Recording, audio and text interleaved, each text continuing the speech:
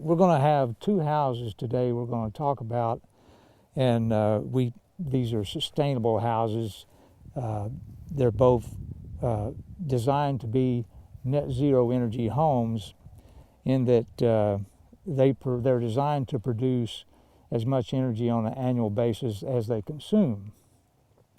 So the whole effort here is to build sustainably, to show that we can actually walk the talk of sustainability and put it in practice, instead of just having a theory of having sustainable housing. And in the past, I've been involved in other projects where we're trying to build sustainable, and we lost control of the budget. So what we're doing here on this house is kind of a proof of concept that we can build a house on a budget that is net zero energy home without a compromised lifestyle. And that's very key to the whole idea, is the lack of compromised lifestyle, because what I've seen is people don't like compromise. And if you want something that's going to be able to be applied to the masses, it has to be something that people aren't going to have to change their lifestyle. We designed a lot of this just by gut feeling, you know, common sense stuff, and most of it works pretty well. It's a holistic effort. You can't go out and start with parts and pieces in mind. And so when I say holistic, and we'll go inside in a minute and go over some diagrams, but you have to site temperate. So if you've got the luxury of starting from scratch, you can do your site selection and you can orient your house properly. And you want to sun temper the home. So sun tempering is you follow the sun and you get it positioned correctly for not only maximize your solar performance, but also your building shell performance.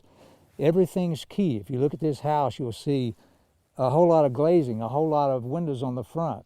But if you look at each end of the house, well, you won't see any on this end, but you see a small one on the other end. Those are east-west facing. This is south facing. So you have to orient the house to maximize the building shell performance. If we didn't do anything else on this house, and we could take this house and just pick it up and turn it this way, 90 degrees, and it would lose 14% of its performance forever. There's no way we could recover that. Just pick it up and turn it. Didn't cost us anything to position it this way relative to the other way. Either way would work. It's just that this one's, we put a lot of work into this design to make it work this way. So you approach it that way. You start with a site and you drill down to every part and piece has to perform at maximum. So just looking at this house, you can see we've got the solar panels on the roof. They're south facing. The tilt angle is critical, so we've got the tilt angle optimized for fixed array to get as much as we can. The window overhang, and you'll see the shadow at the top of the roof. See the total sun exposed on this glass. That's very important, because now we've got a heater in there. We've got a natural heater in. The sunlight's coming through the windows. We've got a concrete floor that's got mass that's absorbing the heat and all the other parts and pieces. So we cut down tremendously on the heating bill, or the heating load. In the site selection, not only did we orient as close to true south as we could and get our angle on our array to optimized, but you have to look at what's called a 9 to 5 window for shading. So you don't want any shading from basically 9 to 5, 9 o'clock in the morning up 5 p.m. 9 to 3 window. And so during that period, you'll get maximum exposure. And if you can't do that, then you probably need to look at another location. Well, in the summertime, if you look at the path of the sun in extreme summertime, in June 21st, the windows won't be touched by the sun. So the arc of the sun in the winter solstice travels this path. Come back June 21st, and it'll come up over here, and it'll travel a path much like this and go down over here. But at midday on June 21st, there'll be no sun strike on those windows.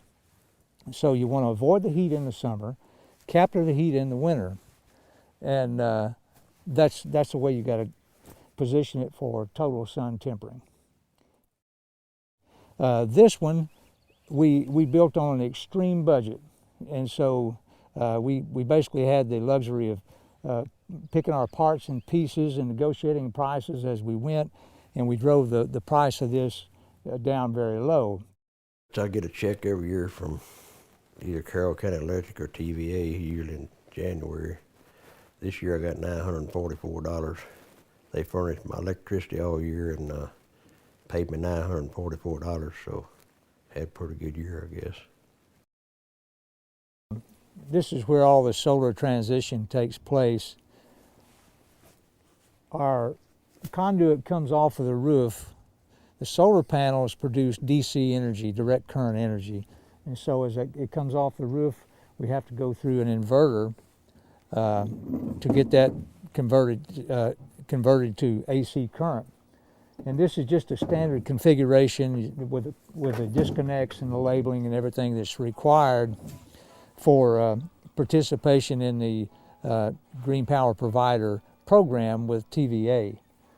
And so with this system, what we see here, you can't see it on the camera, but the display shows that since this system was implemented, we've avoided 590,000 pounds of carbon dioxide emissions. And that's a huge step forward in reduction of our big old carbon feet, is to do this kind of thing. And that's why eventually we'll all end up, I hope, doing this kind of thing. That's what it's all about. And to be sustainable, we're going to have to avoid our impact to the environment, and this is the first step of the process.